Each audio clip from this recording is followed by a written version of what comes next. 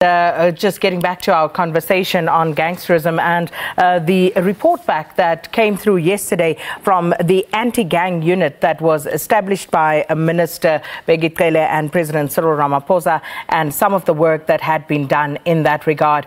And earlier we had lost Dr. Kelly Gillespsie, but I believe she is back with us.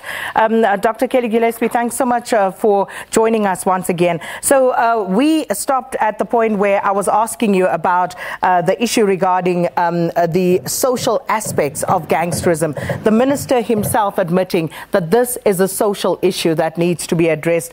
But the question then is, how do you make meaningful interventions and meaningful inroads into gangsterism by addressing the social issue? Which social issues exactly, and how do you go about tackling them?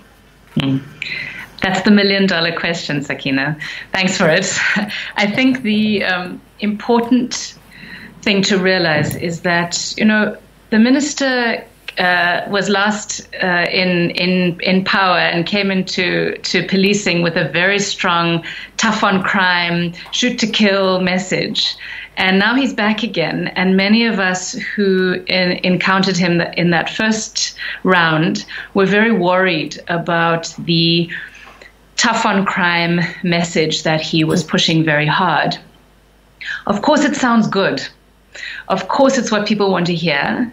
And of course, we need to be tough on crime. The question is how to be tough on crime in such a way that actually changes in the long term the conditions under which crime flourishes. And unfortunately, there are no quick and easy solutions to that problem. So one of the most significant dynamics in gang violence in the Western Cape has been the fight over territories, with young men trying to gain a sense of self-worth, a sense of validation, a sense of being powerful, a sense of having a right to agency in their own lives through access to the control and command of territories. It's one of the most significant dynamics in the gang system.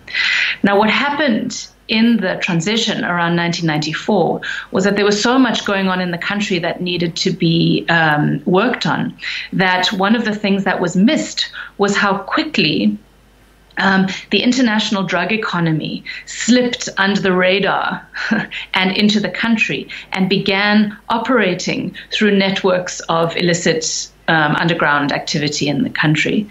And so what we have now is this incredibly toxic mix of a gang territorial system that is animated by a drug economy. And this means that the gang system as it exists now is much more powerful and much more dangerous than it was in the past, because there is also now the fight over resources that is overlaid over the fight over territories. So, you know, one of the dynamics that we're seeing now, that there's an upsurge in gang violence, is in part because the economy is dipping, and so you have an increased fight over the resources in the drug economy, as you have an increased struggle over the resources in the formal economy, and so territories become much more significant and much more tense, and the war over them has to become more dramatic in order to fight over that economy. So we're not speaking about a single issue here. We're speaking about gangs and the long legacy of gang violence, which is around status, it's around power, it's around neighborhood and territory. We're also speaking about the ways in which that has been animated by a drug economy, which is people's access to livelihood, also people's access to addiction. And when those things are laid over each other, it becomes an incredibly difficult thing to solve. Indeed. So, yeah.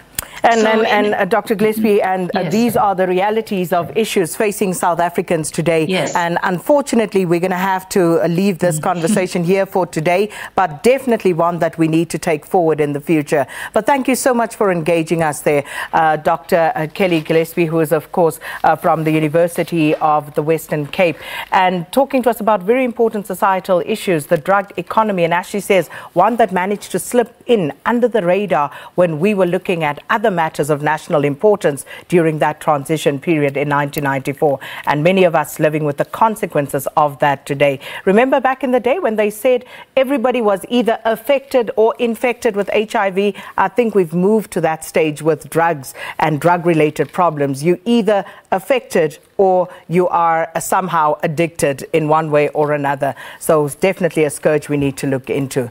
All right, we now have to cross over to